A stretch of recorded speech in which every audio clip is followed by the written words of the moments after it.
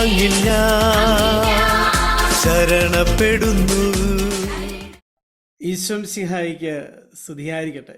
ഈശോയിൽ ഏറ്റവും പ്രിയമുള്ള സഹോദരങ്ങളെ, ആഗോള കത്തോലിക്ക സഭ 2024 ഏപ്രിൽ മാസം 7-ാം തീയതി തിരുനാളുകളുടെ തിരുനാൾ എന്നറിയപ്പെടുന്ന മഹാതിരുനാളായ ദൈവകരുണയുടെ തിരുനാൾ ആഘോഷിക്കുകയാണ്.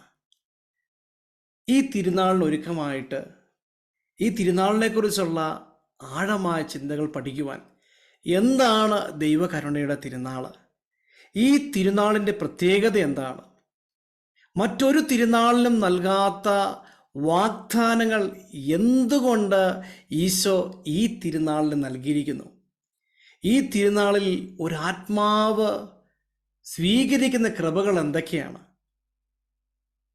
ഒരാത്മാവിന് വേണ്ടി സ്വർഗം അന്നേ ദിവസം നൽകുന്ന കൃപയുടെ വൻ നീരുറവുകൾ ഏതൊക്കെയാണ്, എങ്ങനെയാണ് ഈ തിരുനാൾ ആഘോഷിക്കേണ്ടത്, ഈ തിരുനാളിലൂടെ എന്താണ് നമ്മളുടെ ഓരോരുത്തരുടെയും ജീവിതത്തിൽ സംഭവിക്കാൻ പോകുന്നത്, ഇങ്ങനെ നിരവധിയായ ആഴമായ ചിന്തകൾ നമ്മുടെ ദിവസങ്ങളിൽ ദൈവകരുണയുടെ തിരുനാളുമായി ബന്ധപ്പെട്ട് പ്രാർത്ഥിക്കാനും ധ്യാനിക്കാനും ഒരുങ്ങുന്ന ഒരു ദിവസങ്ങളായിട്ട് നമ്മൾ ഈ ദിവസങ്ങളെ പ്രത്യേകം ഒന്ന് പ്രാർത്ഥനയിൽ വെക്കണമേ എന്ന് പ്രത്യേകം ഓർപ്പിക്കുകയാണ്.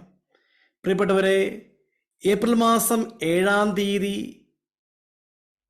പുതുഞായറാഴ്ച ദൈവകരുണയുടെ തിരുനാൾ സഭ ആഘോഷിക്കുമ്പോൾ ഈ തിരുനാളിന് വേണ്ടിയിട്ടുള്ള ഒരു ഒരുക്കം നമ്മൾ ഓരോരുത്തരും നടത്തുവാൻ നമ്മുടെ ഹൃദയത്തിലൊരു ആഗ്രഹം ഉണ്ടായിരിക്കണം.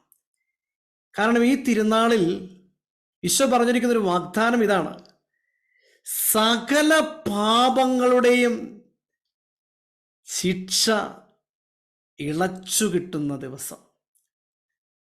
ഈ തിരുനാളിനു വേണ്ടി സഭ അനുശാസിക്കുന്ന ആ ഓരോ കാര്യങ്ങളിലൂടെയും നമ്മൾ കടന്നു പോകുമ്പോൾ, പ്രാർത്ഥിച്ചൊരുങ്ങി ഏകദേശം 9 ദിവസത്തോളം വരുന്ന ഒരുക്കങ്ങൾ പൂർത്തിയാക്കി നമ്മൾ കടന്നു പോകുമ്പോൾ, നമ്മുടെ വ്യക്തി ജീവിതത്തിൽ, നമ്മുടെ ആത്മീയ മേഖലയിൽ നമ്മൾ ഓരോരുത്തരും ആയിരിക്കുന്ന സാഹചര്യത്തിലേക്ക് സ്വർഗത്തിൻ്റെ അസാധാരണമായ ശക്തി വന്ന് നിറയുന്നു. പ്രിയപ്പെട്ടവരെ, 2000 ആണ്ട് മഹാജൂബിലി വർഷം ഏപ്രിൽ 30-നാണ് ദൈവകരുണയുടെ തിരുനാൾ ആഗോള സഭയ്ക്ക് നൽകപ്പെട്ടത്.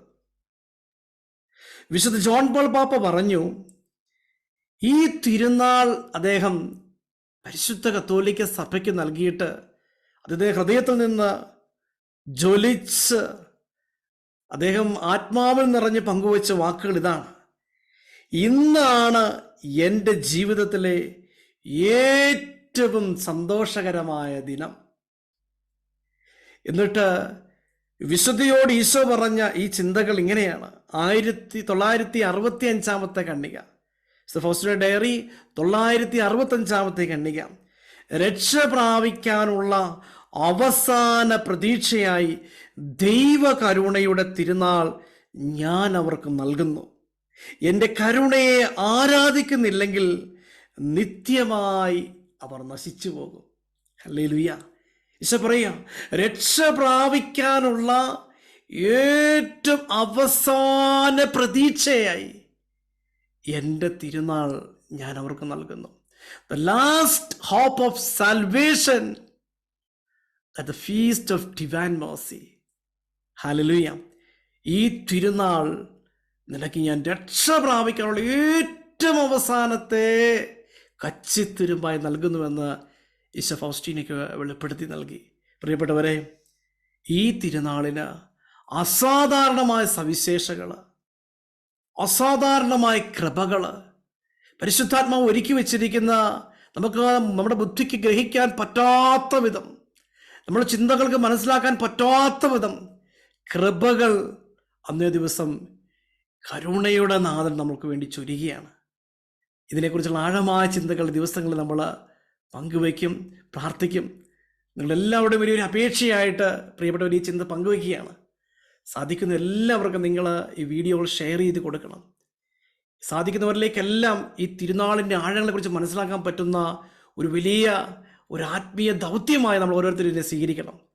ദൈവകരുടെ തിരുനാളിന് എങ്ങനെയാണ് ഒരുങ്ങേണ്ടതെന്നും ഈ തിരുനാളിലൂടെ ആത്മാക്കളിലേക്ക് സ്വർഗം നൽകുന്ന കൃപകൾ എന്താണെന്നും ഈ ദിവസങ്ങളിൽ നമ്മൾ പങ്കുവയ്ക്കും. നിങ്ങൾ നന്നായിട്ട് പ്രാർത്ഥിച്ചൊരുങ്ങി ഈ തിരുനാൾ നമ്മുടെ ജീവിതത്തിൽ വലിയൊരു അനുഗ്രഹമായി മാറുവാൻ, വലിയൊരു ശക്തിയായി മാറുവാൻ, അന്നേ ദിവസം ലഭിക്കുന്ന കൃപയുടെ വൻ ശക്തി പരിപൂർണത ഉണ്ട്. പ്രിയപ്പെട്ടവരെ, ഇത് നമ്മൾ ചിന്തിക്കുന്നതല്ല പോലെയല്ല. നമ്മൾ കുമ്പസാരിക്കാൻ മറന്നുപോയ പാപങ്ങൾക്ക് പോലും സ്വർഗമെന്ന ദൈവ കരുണയിൽ നൽകുന്ന വിടുതൽ അത് അസാധാരണമാണ്. നമുക്ക് പ്രാർത്ഥിച്ചൊരുങ്ങാം. ഈ ആഴമായ ചിന്തകൾ, ഈ ആഴമായിട്ടുള്ള കൃപയുടെ ഭണ്ഡാരം നമ്മുടെ ജീവിതത്തിൽ ആ തിരുനാളിലൂടെ തുറന്ന് കിട്ടി നമ്മൾ ഓരോരുത്തരും സ്വർഗമാകിക്കുന്ന സ്വാതന്ത്ര്യത്തിലേക്കും നിത്യജീവിതത്തിൻ്റെ പ്രവേശനത്തിലേക്കും അഭിഷേകത്താൽ നിറയപ്പെടാൻ നമുക്ക് ആഗ്രഹിക്കാം. ഈശോയെ, അങ്ങിൽ ഞാൻ ശരണപ്പെടുന്നു. ഈശോ മിശിഹായിക്ക് സ്തുതിയായിരിക്കട്ടെ. ആമേൻ.